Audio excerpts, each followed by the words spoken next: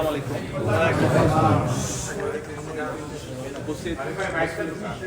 উপস্থিত মুসলিমবৃন্দ, আপনারা এর মধ্যে শুনেছেন এবং আপনারা জানেন যে আজকে আমরা এখানে একত্রিত হয়েছি আমার ছোট ভাই আরাফাত রহমান কোকো তার 10ম মৃত্যুবার্ষিকী উপলক্ষে যুক্তরাজ্য বিএনপি মিলাদ মাহফিলের আয়োজন করেছেন। সেই মিলাদ মাহফিলে আমরা সকলে উপস্থিত হয়েছি।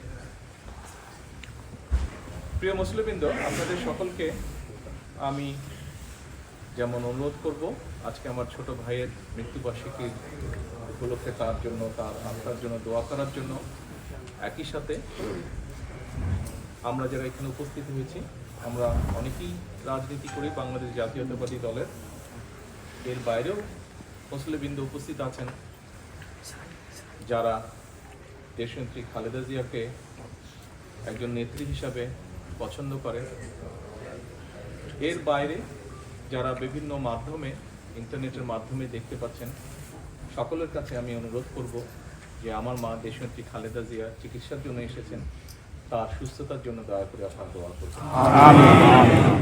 একই সাথে আপনাদের কাছে আমার অনুরোধ থাকবে যে দেখুন, গত 5 তারিখের পরে, 5ই আগস্টের পরে 5 তারিখে যে রাজনৈতিক পরিবর্তন হয়েছে বাংলাদেশে, তারপরে বাংলাদেশের মানুষ এমন একটি বাংলাদেশের প্রত্যাশা করছে যেখানে মানুষের অনেক কিছু প্রত্যাশা হয়তো পর্যায়ক্রমিকভাবে সাধারণ মানুষের যে চিন্তা ভাবনা দেশ নিয়ে, সেরকম একটি দেশ আমরা গঠন করতে সক্ষম হব। দেশ 1971 সালে বাংলাদেশের মানুষ, মুক্তিযোদ্ধারা যুদ্ধ করে স্বাধীন করেছেন। আপনাদের কাছে আমার অনুরোধ থাকবে যে আসুন, যেই বাংলাদেশ স্বাধীন করার জন্য যে মানুষগুলো জান কোরবান করেছেন তাদেরকেও আমরা আমাদের দোয়ায় আছে শামিল রাখবো। একই সাথে বাংলাদেশের যে গণতন্ত্র বাংলাদেশের মানুষের প্রত্যাশা, সেই গণতন্ত্র অনেকবার পুনঃপ্রতিষ্ঠা করার চেষ্টা করা হয়েছে, আবার ষড়যন্ত্রকারীরা সেই গণতন্ত্রকে ছিনিয়েও নিয়ে গিয়েছে।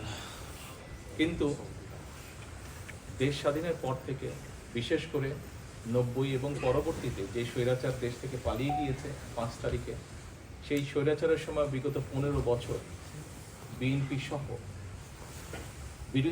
অন্যান্য বিরোধী দলের বহু নেতাকর্মী শহীদ হয়েছেন, গুম হয়েছেন, খুন হয়েছেন, অত্যাচারিত হয়েছে, নির্যাতিত হয়েছে। শুধু রাজনৈতিক কর্মী নয়, রাজনৈতিক কর্মীর বাইরেও বহু সাধারণ মানুষ বিভিন্নভাবে অত্যাচারিত, নির্যাতিত হয়েছে। এর বাইরে বিগত জুলাই আগস্টের আন্দোলনের সময় বহু মানুষ, দল মত নির্বিশেষে বহু মানুষ শহীদ হয়েছে। প্রায় 2000-এর মতন মানুষকে হত্যা করেছিল পালিয়ে যাওয়া সেই স্বৈরাচার দ্বারা।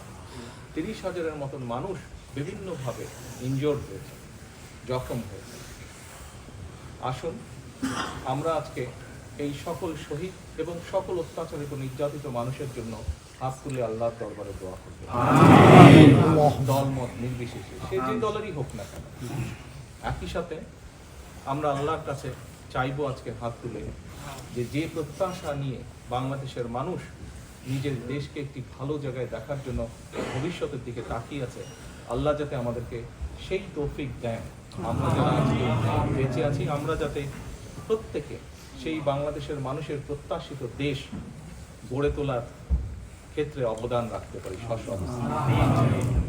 পরিশেষে আসুন, দেশের মানুষ, দেশ সকলের জন্য আমরা যাতে আজকে দোয়া করি, সেই অনুরোধ জানিয়ে আমার বক্তব্য শেষ করছি। আসসালামু আলাইকুম।